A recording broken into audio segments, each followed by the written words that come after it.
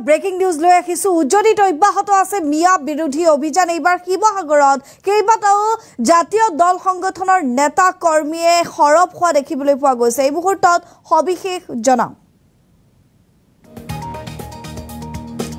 উজ্জনিত অব্যাহত পূৰ্ববংগীয় মুছলমান বিৰোধী অভিযান সন্দেহজনক মুছলমান বিৰোধী অভিযান অব্যাহত আছে শিৱসাগৰত এইবাৰ জাতীয় দল সংগঠন হৰপ হৈ উঠিছে জাতীয় দল সংগঠনে গৰ্জন কৰিছে শিৱসাগৰৰ কৃষক বজাৰখন লাডেন বজাৰ হোৱাক লৈও হৰপ জাতীয় সংগঠনৰ নেতা কৰ্মী কৃষক বজাৰখনক প্ৰয়াত প্ৰণৱজিৎ চলিহা বা ৰমু চলিহা নামেৰে নামাকৰণ কৰাৰো দাবী উত্থাপন কৰা হৈছে সন্দেহজনক লোকক উজনি ত্যাগ কৰাৰ হুংকাৰ শিৱসাগৰৰ দল সংগঠনৰ খিলঞ্জীয়া জনতাক স্বাৱলম্বী হ'বলৈ আহ্বান জনাইছে আতাচুৰ সাধন সম্পাদকৰ তৰফৰ পৰাও আমি এই মুহূৰ্তত দৃশ্য এটা দেখুৱাম শিৱসাগৰৰ বিশেষ কৃষক বজাৰখনৰ দৃশ্য যি কৃষক বজাৰখনত আচলতে পূৰ্ববংগীয় মুছলমানসকলে ব্যৱসায় কৰাত নামি পৰিছে আমি দৃশ্য দেখুৱাই আছো এয়া শিৱসাগৰ নগৰৰ কৃষক বজাৰখনৰ দৃশ্য এই কৃষক বজাৰখন কেতিয়া লাডেন বজাৰ হ'ল গমেই পোৱা নগ'ল কিন্তু এই বিশেষ কৃষক বজাৰখন এতিয়া প্ৰণৱজিৎ চলিহা প্ৰয়াত প্ৰণৱজিৎ চলিহা নামেৰে নামাকৰণ কৰাৰ দাবী জাতীয় দল সংগঠনসমূহৰ হিংকাণ্ডৰ পিছতে যি পৰিস্থিতিৰ সৃষ্টি হৈছে ৰাজ্যৰ ভিন্ন প্ৰান্তত শিৱসাগৰটো একেই কালিৰ দিনটোত আমি বাতৰি সম্প্ৰচাৰ কৰিছিলোঁ নাজিৰা গোলাঘাট তিনিচুকীয়া এনেধৰণে উজনিৰ ভিন্ন প্ৰান্তত অলিয়ে গলিয়ে সন্দেহযুক্ত পূৰ্ববংগীয় মুছলমান বিৰোধী যি অভিযান বা পূৰ্ববংগীয় মুছলমানক বিচাৰি যি অভিযান চলিছিল সেই অভিযানৰ পিছতে আজিৰ দিনটোত এনেধৰণে শিৱসাগৰৰ আতাচুৰ তৰফৰ পৰা মন্তব্য কৰা দেখিবলৈ পোৱা গৈছে শিৱসাগৰ নগৰৰ কৃষক বজাৰখনৰ নাম লাডেন বজাৰ কেনেকৈ হ'ল তাক লৈও হৰপ হৈছে জাতীয় দল সংগঠনৰ নেতাকৰ্মী এই ঐতিহাসিক কৃষক বজাৰক প্ৰয়াত প্ৰণৱজিৎ চলিহা নামেৰে নামাকৰণ কৰাৰ দাবী সন্দেহজনক যিসকল লোক আছে সেই লোকক উজনি ত্যাগ কৰাৰো হুংকাৰ প্ৰদান কৰিছে শিৱসাগৰৰ দল সংগঠনসমূহে কৃষক বজাৰত বৰ্তমান সময়ত পূৰ্ববংগীয় মুছলমানসকলে যিহেতু ব্যৱসায় কৰে কিন্তু তাৰ উপৰি এইবাৰ খিলঞ্জীয়া জনতাক স্বাৱলম্বী হ'বলৈ আহ্বান জনাইছে জাতীয় দল সংগঠনৰ নেতা কৰ্মীয়ে মন্তব্য আছে আগবঢ়াইছো আসলে আমাৰ স্থিতি স্পষ্ট আমি সৌদিনা পৰহি আমি এটা কথা স্পষ্ট ঘোষণা কৰিছো যে আমি অহা এসপ্তাহ সময় দিছো এই এসপ্তাহৰ ভিতৰত উজনি অসমত থকা সকলো পূৰ্ববংগীয় যিসকল সন্দেহযুক্ত আমি যাক মিয়া বুলি কওঁ এই মিয়াসকলক আমি ইয়াৰ পৰা প্ৰস্থান কৰিবৰ কাৰণে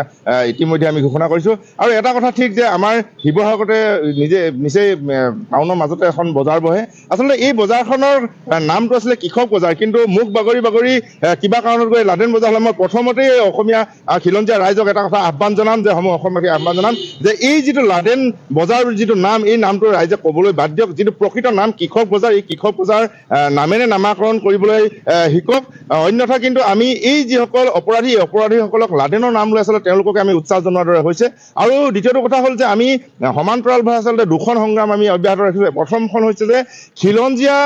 মানুহৰ প্ৰভুত্ব স্বাৰ্থৰ ৰক্ষাৰ স্বাৰ্থত আচলতে অখিলঞ্জীয়া যিখিনি সন্দেহযুক্ত নাগৰিক সেই নাগৰিকসকলৰ বিৰোধী আমি স্থিতি এটা গ্ৰহণ কৰিছোঁ আৰু তাৰ সমান্তৰালভাৱে আচলতে আমি অসমীয়া খিলঞ্জীয়া ৰাইজক এটা কথা আহ্বান জনাইছোঁ যে আমি এই পূৰ্ববংগীয় যিসকল সন্দেহযুক্ত নাগৰিক এই নাগৰিকসকলৰ যিটো আগ্ৰাসন এই আগ্ৰাসনটো ৰোধ কৰিবলৈ হ'লে আচলতে আমি হাতে কামে কিছুমান কাম আমি আগবাঢ়িব লাগিব যে আজি তাৰিখত আমি নিজেই খেতি নকৰাৰ কাৰণে আচলতে তেওঁলোকৰ কৃষিজাত সম্পদ সামগ্ৰীসমূহ আচলতে ইয়াত বিক্ৰী কৰিবলৈ আহিবলৈ সক্ষম হৈছে আমি নিজেই নিজৰ কৰ্মসমূহ নকৰাৰ কাৰণে আচলতে তেওঁলোকে এনেধৰণৰ সুবিধা পাইছে গতিকে আমি আজিৰ তাৰিখত যদিহে আমি প্ৰকৃত খিলঞ্জীয়াৰ স্বাৰ্থত আমি সংগ্ৰাম কৰিবলৈ হয় তেতিয়াহ'লে সমান্তৰালভাৱে এওঁলোকক বাধা দিয়াৰ সমান্তৰালভাৱে আমি নিজেই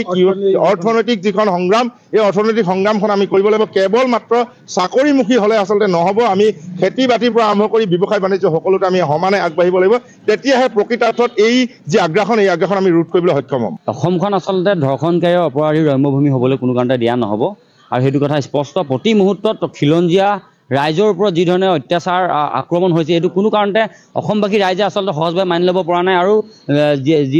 যোৱা যিদিনত যি ঢিঙত যিটো ঘটনা সংঘটিত হৈছে এই ঘটনাটোৱে আচলতে এটা কথা সূচাইছে বৰ্তমান যে অসমত এগৰাকী ছাত্ৰী বা এগৰাকী ছাত্ৰীয়ে মানে জীৱন আচলতে কিমান ইয়াত সুনিশ্চিত বা কিমান সুৰক্ষিত স্থানত সেই কথাতে প্ৰতিপন্ন কৰিছে।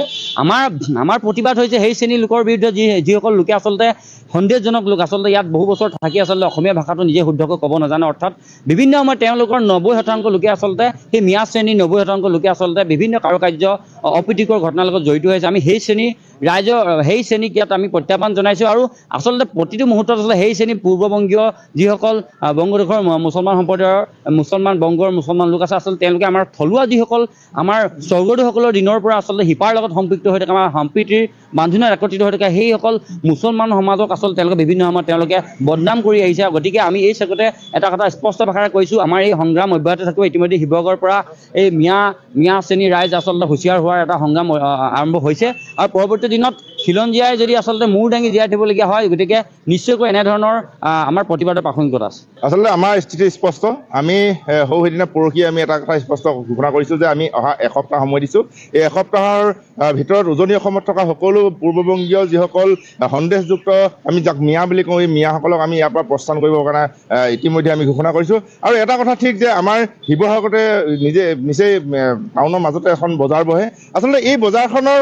নামটো আছিলে কৃষক বজাৰ, কিন্তু মুখ বাগৰি কিবা কাৰণত গৈ লাডেন বজাৰ হ'লে মই প্ৰথমতেই অসমীয়া খিলঞ্জীয়া ৰাইজক এটা কথা আহ্বান জনাম যে অসমবাসীক আহ্বান জনাম যে এই যিটো লাডেন বজাৰ যিটো নাম, এই নামটো ৰাইজে ক'বলৈ বাদ দিয়ক। যিটো প্ৰকৃত নাম কৃষক বজাৰ, এই কৃষক বজাৰ নামেৰে নামাকৰণ কৰিবলৈ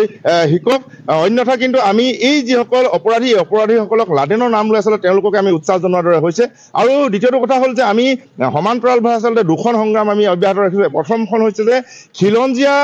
মানুহৰ প্ৰভুত্ব ৰক্ষাৰ স্বাৰ্থত আচলতে অখিলঞ্জীয়া যিখিনি সন্দেহযুক্ত নাগৰিক, সেই নাগৰিকসকলৰ বিৰোধী আমি স্থিতি এটা গ্ৰহণ কৰিছোঁ। আৰু তাৰ সমান্তৰালভাৱে আচলতে আমি অসমীয়া খিলঞ্জীয়া ৰাইজক এটা কথা আহ্বান জনাইছোঁ যে আমি এই পূৰ্ববংগীয় যিসকল সন্দেহযুক্ত নাগৰিক, এই নাগৰিকসকলৰ যিটো আগ্ৰাসন, এই আগ্ৰাসনটো ৰোধ কৰিবলৈ হ'লে আচলতে আমি হাতে কামে কিছুমান কাম আমি আগবাঢ়িব লাগিব। যে আজি তাৰিখত আমি নিজেই খেতি নকৰাৰ কাৰণে আচলতে তেওঁলোকৰ কৃষিজাত সম্পদ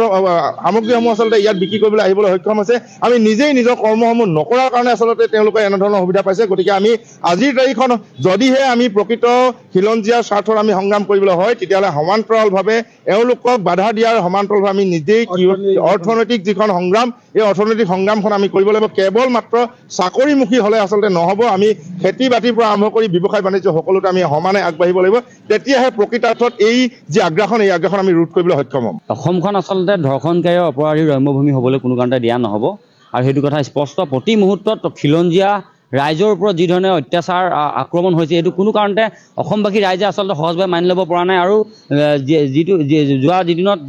ঢিঙত যিটো ঘটনা সংঘটিত হৈছে, এই ঘটনাটোৱে আচলতে এটা কথা সূচাইছে বৰ্তমান যে অসমত এগৰাকী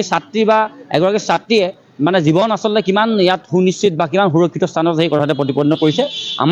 আমাৰ প্ৰতিবাদ হৈছে সেই শ্ৰেণীৰ লোকৰ বিৰুদ্ধে যিসকল লোকে আচলতে সন্দেহজনক লোক, আচলতে ইয়াত বহু বছৰ থাকি আচলতে অসমীয়া ভাষাটো নিজে শুদ্ধকৈ ক'ব নাজানে, অৰ্থাৎ বিভিন্ন সময়ত তেওঁলোকৰ 90% লোকে আচলতে সেই মিয়া শ্ৰেণীৰ 90% লোকে আচলতে বিভিন্ন কাৰুকাৰ্য অপ্ৰীতিকৰ ঘটনাৰ লগত জড়িত হৈছে। আমি সেই শ্ৰেণীক ইয়াত আমি প্ৰত্যাহ্বান জনাইছোঁ আৰু আচলতে প্ৰতিটো মুহূৰ্তত আচলতে সেই শ্ৰেণীৰ পূৰ্ববংগীয় যিসকল বংগদেশৰ মুছলমান সম্প্ৰদায়ৰ বংগৰ মুছলমান লোক আছে, আচলতে তেওঁলোকে আমাৰ থলুৱা যিসকল আমাৰ স্বৰ্গদেউসকলৰ দিনৰ পৰা আচলতে শিপাৰ লগত সম্পৃক্ত হৈ থকা, আমাৰ সম্প্ৰীতিৰ বান্ধোনত একত্ৰিত হৈ থকা সেইসকল মুছলমান সমাজক আচলতে তেওঁলোকে বিভিন্ন সময়ত তেওঁলোকে বদনাম কৰি আহিছে। গতিকে আমি এই চেগতে এটা কথা স্পষ্ট ভাষাৰে কৈছোঁ, আমাৰ এই সংগ্ৰাম অব্যাহত থাকিব। ইতিমধ্যে শিৱসাগৰৰ পৰা এই মিয়া শ্ৰেণীৰ ৰাইজ আচলতে হুঁচিয়াৰ হোৱাৰ এটা সংগ্ৰাম আৰম্ভ হৈছে আৰু পৰৱৰ্তী দিনত খিলঞ্জীয়াই যদি আচলতে মূৰ দাঙি জীয়াই থাকিবলগীয়া হয়, গতিকে নিশ্চয়কৈ এনেধৰণৰ আমাৰ প্ৰতিবাদৰ প্ৰাসংগিকতা আছে। আচলতে আমাৰ স্থিতি স্পষ্ট।